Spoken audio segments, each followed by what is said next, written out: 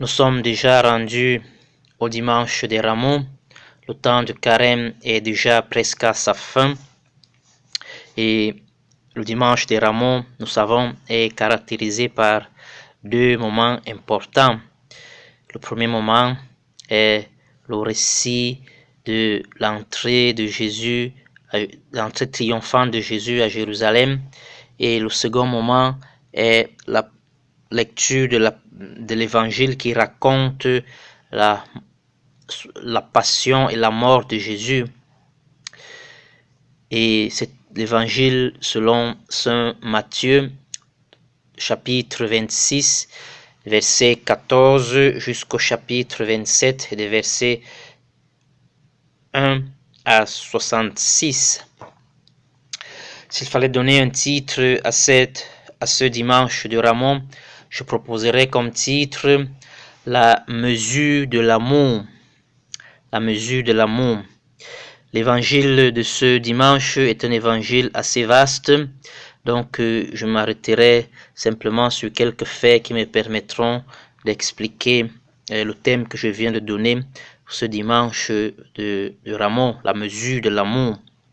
Nous sommes face à l'évangile qui raconte l'épisode de la condamnation de Jésus à mort, des moments des souffrances qu'il subira et puis de sa crucifixion sur la croix.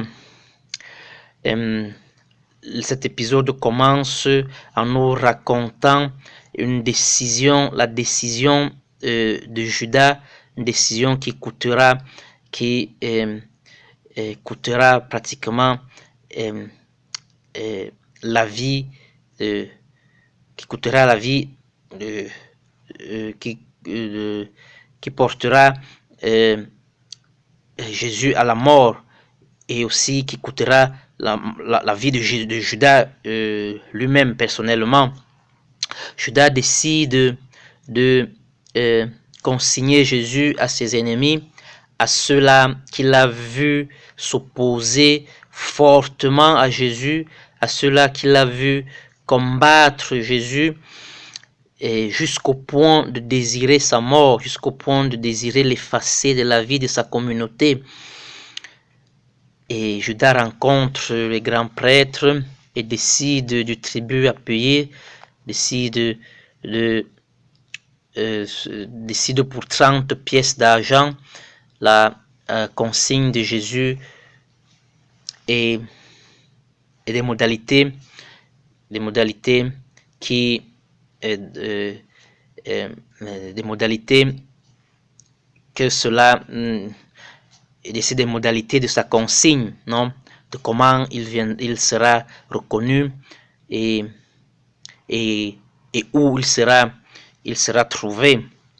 Alors, l'évangile nous dit que ce même soir, le soir du jour où Judas consigne Jésus à ses ennemis, pendant le repas, Jésus fait savoir à tous les disciples que un d'entre eux le trahira. Et les disciples indignés posent la question à Jésus de savoir si c'est... Chaque disciple pose la question de savoir si c'est lui, Judas y compris. Et à Judas, Jésus dira, tu l'as dit. C'est Judas qui se révèle à ses amis comme le traître dont Jésus a parlé. Et pendant ce repas, Jésus accomplira un geste extraordinaire.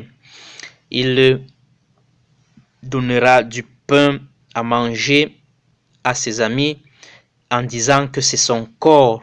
Il donnera pratiquement sa vie à ses amis et il le donnera à Judas y compris, à Judas aussi. La mesure de l'amour. Un autre geste est raconté par l'évangile, par Saint Jean dans l'épisode de lavement de pieds qui est au chapitre 13, dit que Jésus lavera les pieds à ses disciples. Lui qui est maître et Seigneur lavera les pieds à ses disciples et lavera les pieds aussi à Judas, celui-là qui a décidé de le trahir. Il lavera les pieds que Judas utilisera pour le trahir par la suite. Non, la mesure de l'amour. Un autre geste est le baiser que Jésus échange avec Judas au moment de sa consigne, après l'avoir appelé ami. L'autre geste est quand Jésus recolle l'oreille de ce soldat que un de ses disciples a taillé pour le défendre, non? Et Jésus recolle et appelle à la non-violence, la mesure de l'amour, cet amour qui ne peut que aimer, cet amour qui ne se contredit pas, la grande mesure de l'amour de Jésus.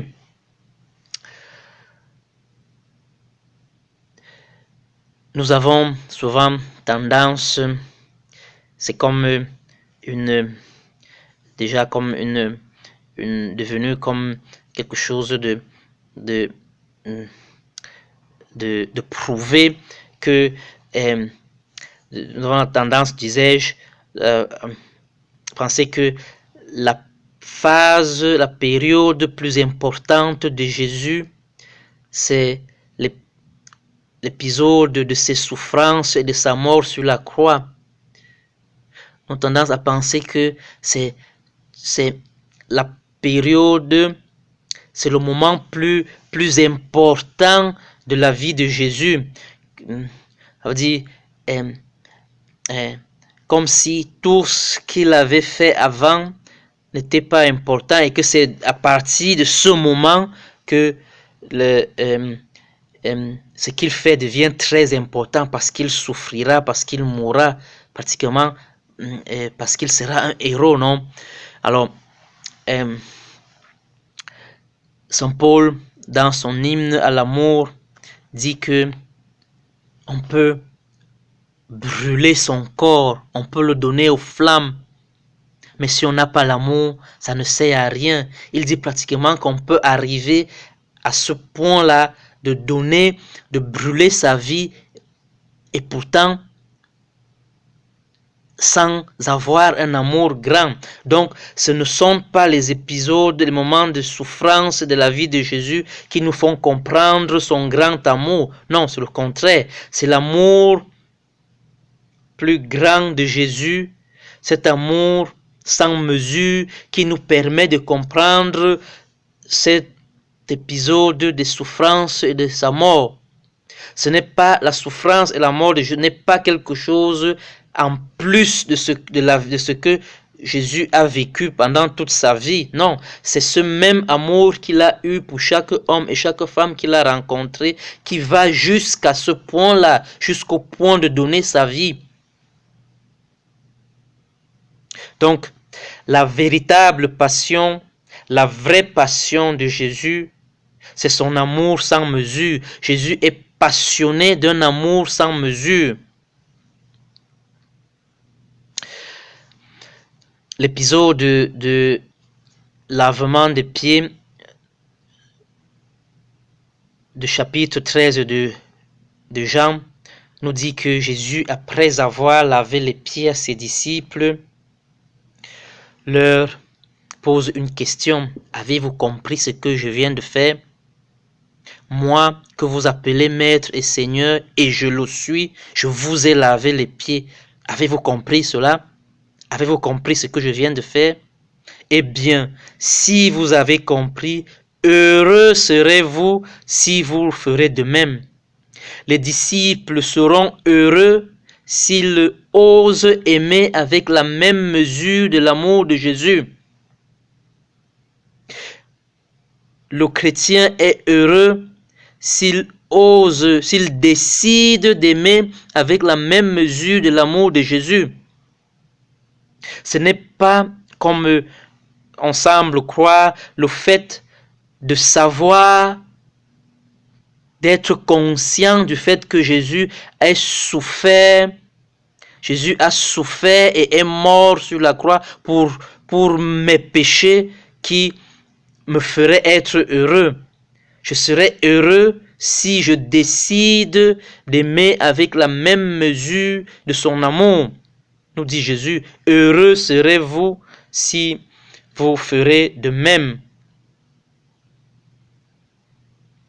Et puis, dans l'évangile de ce dimanche, quand les disciples ne parviennent pas à veiller et à prier avec Jésus, Jésus dit que l'esprit est ardent, mais la chair est faible. Il dit que notre désir d'aimer est grand, mais notre chair est faible. C'est-à-dire que notre liberté peut décider de choisir une façon d'aimer qui ne nous rendra jamais heureux. Notre liberté peut décider d'une vision de la vie qui ne nous rendra jamais heureux. Malgré notre grand désir d'être heureux. La chair est faible. Ce n'est pas une façon négative de parler de la chair, de notre chair. Non, c'est une façon de dire que notre liberté peut choisir de nous conduire dans une direction opposée de notre liberté, de notre désir, une direction opposée au désir que nous portons dans notre cœur. Nous avons une autre tendance à présenter Judas comme celui qui a été né pour trahir Jésus, celui qui n'avait pas une autre possibilité que de trahir Jésus, un traître né, un peu comme pour dire nous n'avons rien en commun avec lui parce que nous ne pouvons pas faire ce que Judas a fait. Il a fait fort et nous ne pouvons pas le faire. Nous ne pourrons jamais consigner Jésus à ses ennemis. Peut-être c'est vrai parce que Judas l'a déjà fait. Mais c'est la chair de Judas qui a été faible. C'est la chair de Judas qui a été faible, si bien que sa liberté a décidé de prendre une direction opposée à son désir d'être heureux. Nous savons que la décision de Judas le portera au suicide. Jésus a tenté par 3 fois à faire prendre conscience à Judas que la faiblesse de sa chair était en train de le porter à une direction dramatique, à une direction opposée à son désir d'être heureux. Il lui a donné à manger le pain qu'il a dit qui était son corps, pour dire à Jésus, attention à ce que la faiblesse de ta chair est en train de te porter à vouloir faire. Il a lavé les pieds à Judas pour lui dire, attention, reste ici. Ne les salis pas en allant vers l'ennemi. Il a échangé le baiser avec Judas comme pour lui dire, il n'est pas encore très tard. Il n'est pas encore très tard.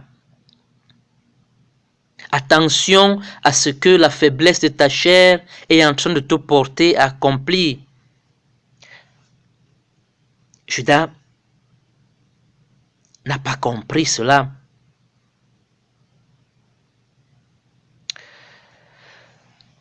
Le dimanche de Rameau nous présente donc Jésus comme la mesure de l'amour, comme la mesure de notre désir de bonheur. Et nous sommes partis en disant que ce temps de carême est un chemin de libération des choix que la faiblesse de notre chair nous a porté à faire, à accomplir, ces choix qui nous font mourir à petit feu, un suicide à petit feu. Nous avons dit que ce chemin de carême, ce temps de carême est un chemin de libération de ce que la faiblesse de notre chair est capable de nous faire accomplir, nous a fait déjà accomplir peut-être.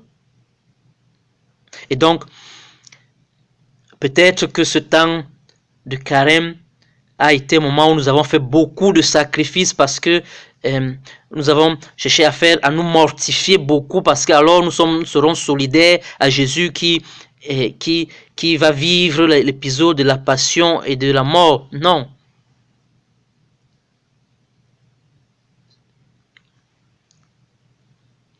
Le dimanche de Ramon nous dit que ce qui nous fera heureux, ce qui nous rendra libres, ce sera le fait de choisir d'aimer avec la même mesure de l'amour de Jésus. Heureux serez-vous si vous ferez de même.